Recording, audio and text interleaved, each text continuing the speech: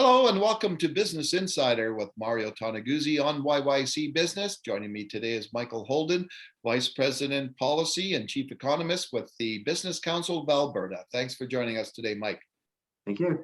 Well, let's first talk a little bit about some of the labor numbers that came out on Friday by Statistics Canada.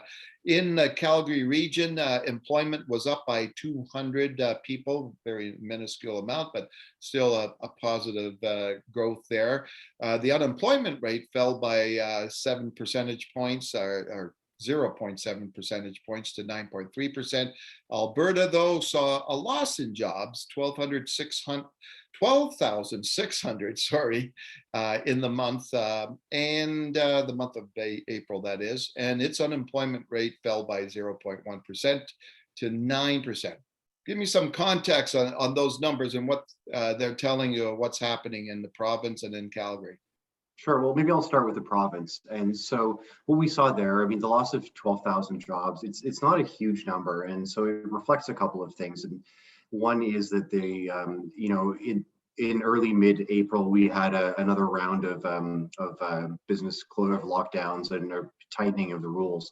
And so that impacted some of our forward-facing industries in accommodation, food services. Especially hard hit were retail and transportation, warehousing, and jobs in those areas. And we also saw some weakness in agriculture and in some resource extractive industries. And so those are the ones that were driving the losses in Alberta. But as I said, it wasn't a huge decrease. So that's, in a sense, that's good news because we had 2 or 3 really solid months of growth prior to that. That said, it's probably going to be bad news on the way because of additional stringencies that were introduced that will affect May's numbers. So, it's a bit of a status quo number, I guess, for the province. In terms of the city, I think that it's a little difficult to tell because the numbers that you mentioned are accurate. Those are the official numbers that came out, but it's a bit of an apples and oranges comparison because how they collect city data is different from how you collect provincial data.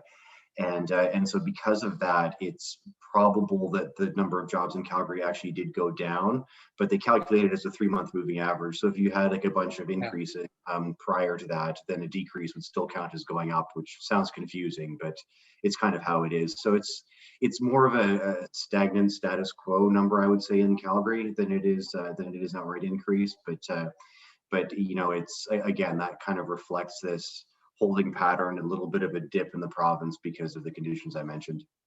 Yeah, and I would, and you made reference to it. I would imagine when we get our the next report in June, early, first week of June, the May numbers are not going to be pretty, right? Because of the strict lockdown measures that came into place here recently in the province.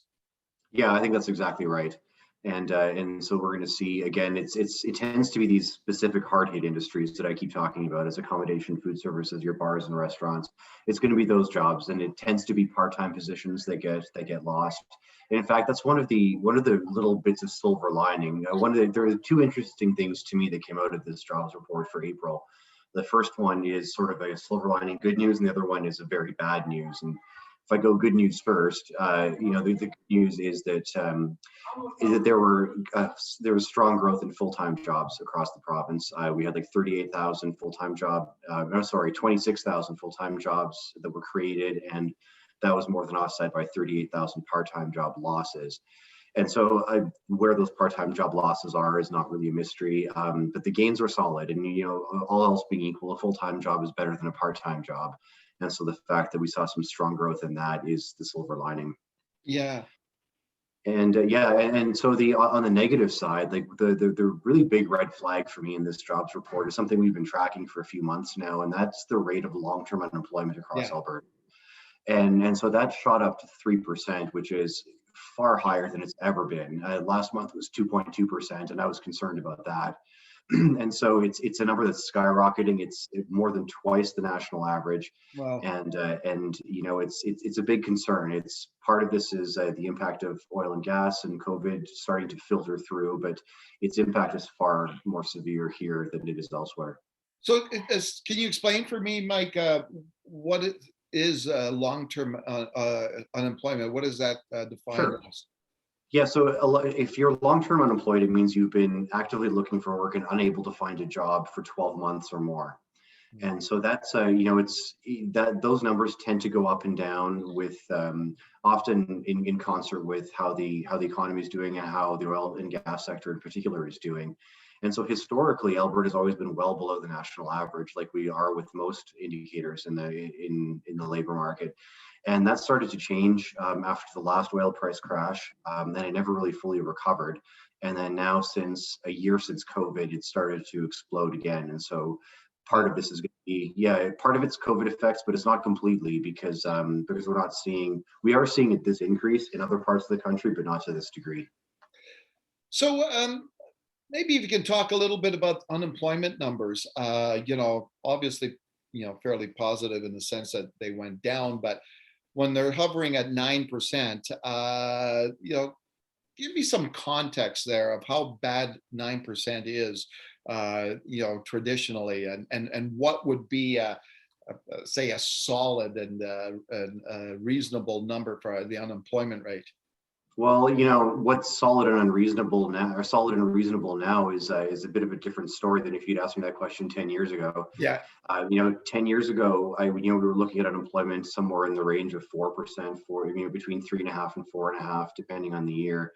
yeah. And so we're now more than twice that, or up to twice that number. And it's improved. Like we were at 11 or 12% previously. I think that we would be pretty happy. I think getting back down to the 7 or 6% range. One of the challenges, though, is that you talked earlier about how we had some job losses in Alberta and the unemployment rate went down. And the reason that happens is because people start giving up looking for work, and that's what happened in April. So we had a decrease in labor force participation. People just withdrew because they either were laid off and didn't look for a new job, or they got tired of looking for a job and and they just gave up. And when that happens, it's not a good sign. And so one of the interesting things about the unemployment rate in Alberta is that Albertans are far more likely to be working or looking for work than any other Canadian. And that's sort of historically been the case for a long time. Yeah. So, a 5% unemployment rate in Alberta means a lot more people are working than a 5% unemployment rate in Ontario, say. And that gap is starting to narrow because our labor force participation has been dropping steadily recently, and it's starting to approach the national average. Mhm. When you look at the economy, have you changed any of your thoughts about the rest of this year in light of what's been happening in the province here in the last, say, month, with the number of cases growing, the further measures coming into place? So, have you changed any of your thoughts there? In the long term, no. I think that the last time we talked about this, I mentioned that the Alberta economy was strongly positioned. That we had a lot of positive things happening. Commodity prices were high. Oil prices were increasing. Yeah. There didn't appear to be a lot of economic damage beyond the directly impacted industries. And so then the idea was, as soon as we get out of this COVID, get out of this current spike and manage to resume something that resembles normal economic activity, that it would come back pretty strongly. But of course, the big question mark is when that happens.